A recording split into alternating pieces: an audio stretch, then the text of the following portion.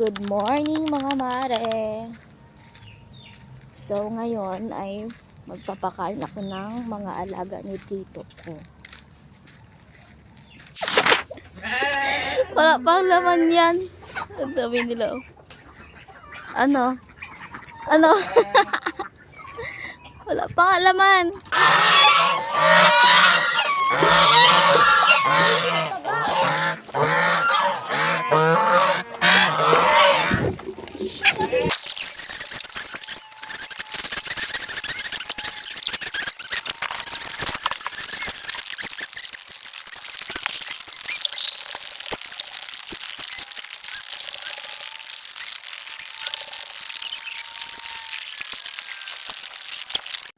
So ayun mga mare, nabitawan ko na rin yung mga tupa.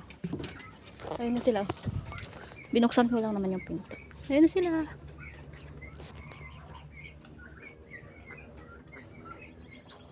So uwi na ako. Papakain na pala ako sa kabila. Yung pabo sa kabila.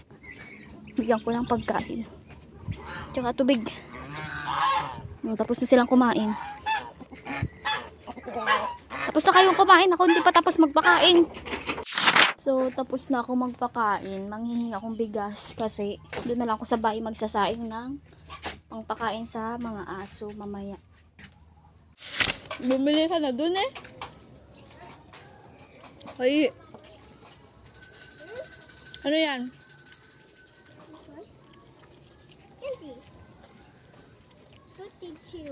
Ayan, medyo malayo-layo pang aking pupuntahan. Ang daming asong nakabantay dito. Titingnan ko lang kung ano nang ganap sa kanila. Kanta nga tayo. Anong kakantahin ko ba? Ha? Anong kakantahin ko? Dalawa kayo sa buhay ko at ako ngayon ay kailangan ng mamili. Isa lang ang maaari. Sino ang iibigin ko? Ikaw ba na pangarap ko? O siya bang kumakatok sa puso ko? Sinong iibigin ko? Mali ata, parang pipiliin ata, di ba? Okay na yun. So I'm here. So bilangin ko lang kung tama para pa rin ang mga sheep. 2, 4, 6, 8, 10, 12, 14. Okay. So, ayan. Pag mainit, sumilong na kayo ha? Mga sheep. Ba! Pag mainit na, sumilong na kayo. Sa bagay malilim naman. Ayan oh, may mga ulap-ulap naman. Kaya andyan pa sila. Di pa sila siguro gaanong nainitan. Sabi ni Tito, pag sobrang init naman na mamaya, sisilong naman sila. So, hayaan na lang natin sila dyan. Aray ko, makahiya! Wana!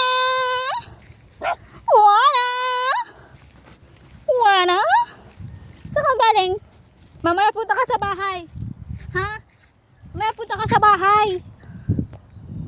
Wana! Mamaya punta ka sa bahay. Kain tayo doon. Kaya lang, wala tayong ulam. Diba? Ganyan na ang buhay. Kausap lang ng mga aso at mga tupa. Tingnan natin yung manok. Kausapin din natin. Ano ang inyong lagay? Kakamustahin natin ang mga manok.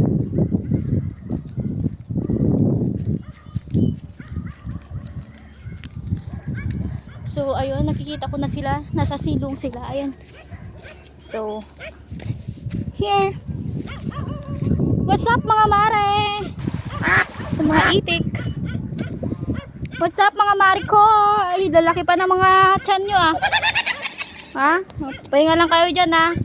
Magparami lang kayo na magparami. Ha pare? Ano pare? Relax lang yan. Dami mong chicks ah. Wow!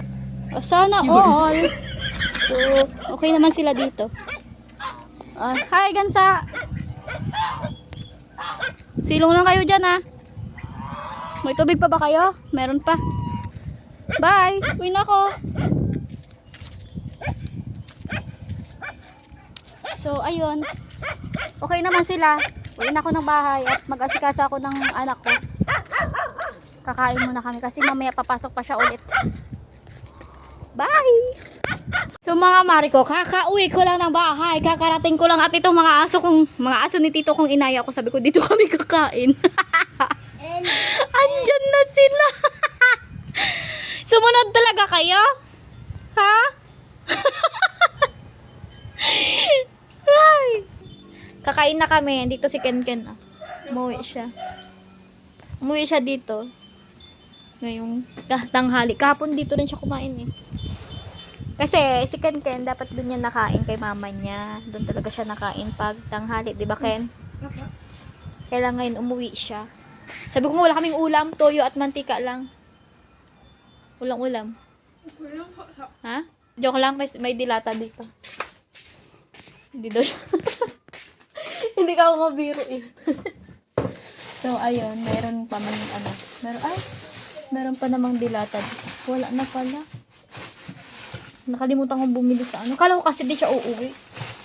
Ipapaulang ko sana kay Huli yung ano, dilata. Pero wala palang dilata. So, ito po ang aming ulam. Lechon paksiw. Nakapang 5 init na to. Ito pa yung ano, nung birthday ni Tito na natira. Binigyan niya kasi ako. So, hanggang ngayon, ito ulam namin. Binibiro ko lang si Ken Ken kanina. Sabi ko lang ulam. Kain po. Ow! So, dahil maanghang yung lechon paksiw, nagpabili ako ng itlog. Ayan. So, ayun. Papasok na yung dalawa. Bye! Bye! So, guys. Kanina pa ako tapos kumain, pero hindi pa ako nakakapagligpit. So, sabi ni Ken Ken, car day now nila ngayon. Ano ba? Ang pangit. Parang kukunin ng langit pag ganyan. Car day daw nila ngayon. Tapos di daw niya sure kung makakapunta si mama niya. Kaya sabi niya kung pwede daw ako daw pupunta. So mag 2 PM na. Let's try to go there. Kasi magsusundo rin naman ako kay Hoy na 2:30. So agahan na lang natin para makapunta tayo sa kanyang car day. So first time kong mag-attend ng car day niya. Kasi wala talaga noon. Si mama niya yung umaattend kasi nga dati may work din ako kaya di talaga ako na sa school lang. Sabi ka sayang yung income pag mag-absent, diba? Siya pa yung panggastos. So ngayon, dahil wala naman na tayong worky. So try natin. Puntahan natin. I love her. I love. Outfit check.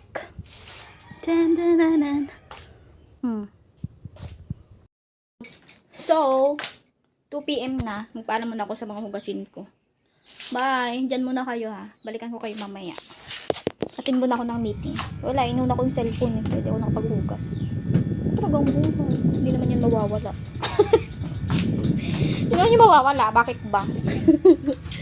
Mamaya na yan. Pagbalik ko andyan pa rin yan. Pretty girls walk like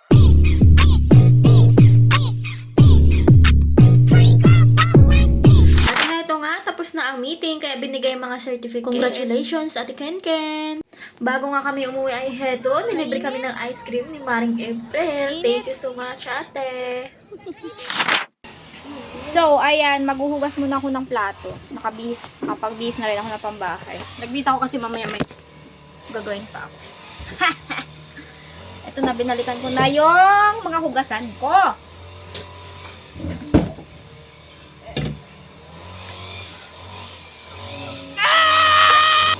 Ang gamit ko palang dishwashing ay dishwashing ng Sabon Deco. Sa mga gusto pong bumili dyan, nasa may market po, nasa Marcelino, meron pong store doon. Katabi lang siya ng Cebuana sa may Korean store. Yung doon, sabon doon. Yun, doon ko binibili. Maganda to, mabula. Oh, look at this. Oh. Refill kasi to kaya wala siyang label. Kung gusto nyo may label, yung may sticker, meron din naman doon.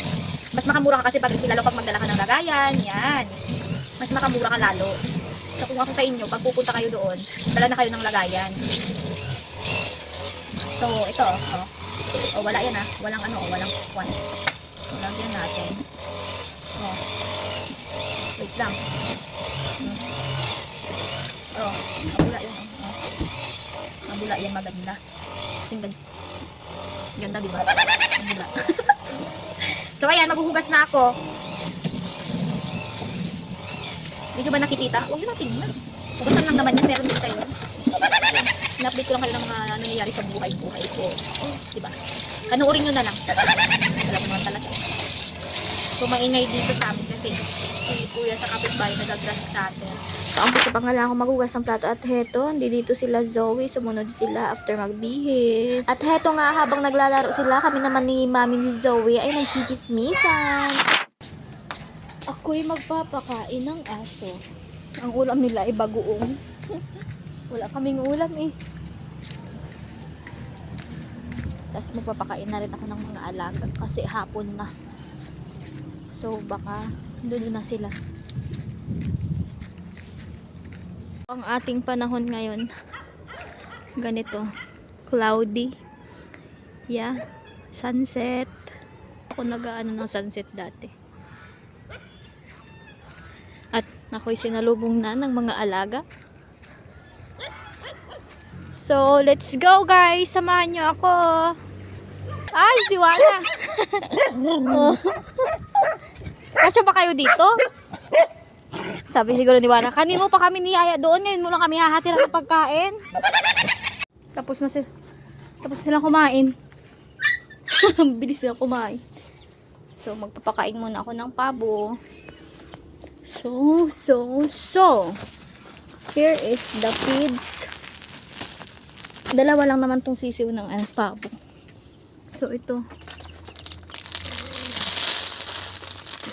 Ubus na nila yung binigay ko. Busog-busog pa sila, oh. Busog-busog pa. So, ngayon, pupunta ako dun sa may puki, napakan ko yung tayo ng pabo. Punta ako sa may mga gansa. Tingnan nyo mamaya. Salubong yun sila sa akin. Ay,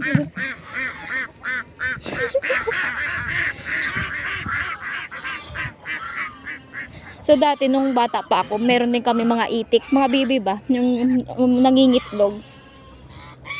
Hindi sa amin yun, pinamana lang ng lula namin sa amin. Kasi kami na yung tumira doon sa bahay nila. So, sa amin na, kami na yung nag-alaga, kami na yung nakinabang ng itlog.